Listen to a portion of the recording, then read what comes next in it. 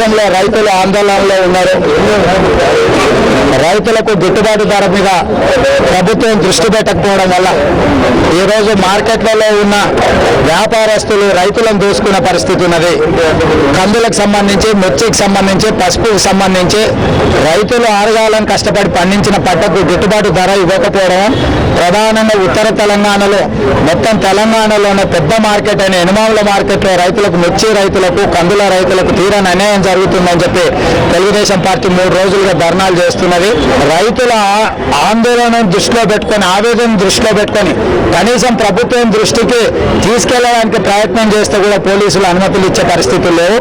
ఈరోజు విదేశాలకు వెళ్ళడానికి వీసా ఈజీగా దొరుకుతుంది, కానీ తెలంగాణ ప్రజల తరఫున వాళ్ళ ఆందోళనను దృష్టిలో పెట్టుకొని కనీసం ప్రభుత్వం దృష్టికి నిరసన తెలుపుదామంటే కూడా అనుమతులు ఇవ్వని పరిస్థితులు ఉన్నాయి.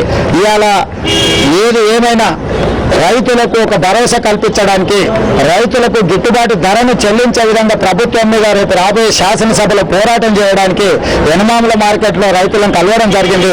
ఇప్పుడు రూరల్ కలెక్టర్ గారికి విజ్ఞప్తి చేసినాం. ప్రభుత్వ నిర్లక్ష్యాన్ని, మార్కెట్లో జరుగుతున్న అవకతవకలను అన్నిటిని కూడా కలెక్టర్ గారి దృష్టికి తీసుకెళ్లడం జరిగింది.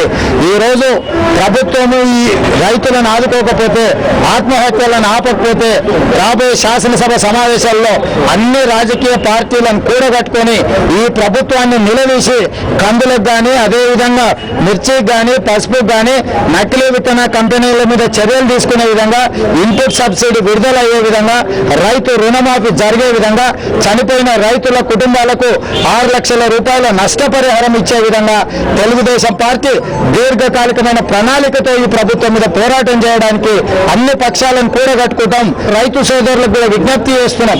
పోరాటాల ద్వారా తెలంగాణనే సాధించుకున్నాం. ఆ పోరాటాలనే నమ్ముకుంటే రైతులకు గిట్టుబాటు ధర వచ్చే విధంగా మన పోరాటం ఉంచుకుందాం, పోరాటం చేద్దాం తప్ప ఎవరు కూడా ఆత్మహత్యలకు పాల్పడొద్దు. ఆందోళన చేద్దాం, అవసరమైతే రాస్తారోకాలు చేద్దాం, బంధులు పాటిద్దాం, ఈ ప్రభుత్వం మీద తిరగబడదాం, అవసరమైతే ముఖ్యమంత్రి కుర్చీని లాగుదాము, ముఖ్యమంత్రిని అవసరమైతే గద్దె దించైనా సరే మన సమస్యలను పరిష్కరించుకునే విధంగా పోరాటం చేద్దాం. ఎవరు కూడా ఆత్మహత్యలు చేసుకోవద్దని చెప్పి రైతులకు కూడా విజ్ఞప్తి చేస్తున్నాం. పార్టీ తరఫున గవర్నర్ని, అంటే వైద్య విధానం మీద, విద్యకు సంబంధించి ఈ అంశాన్ని కూడా గవర్నర్ గారి దృష్టికి తొందరలో తీసుకుపోతాం. శాసనసభను వేదిక చేసుకొని అందరినీ కూడగట్టుకొని ప్రభుత్వం మీద పోరాటం చేస్తాం.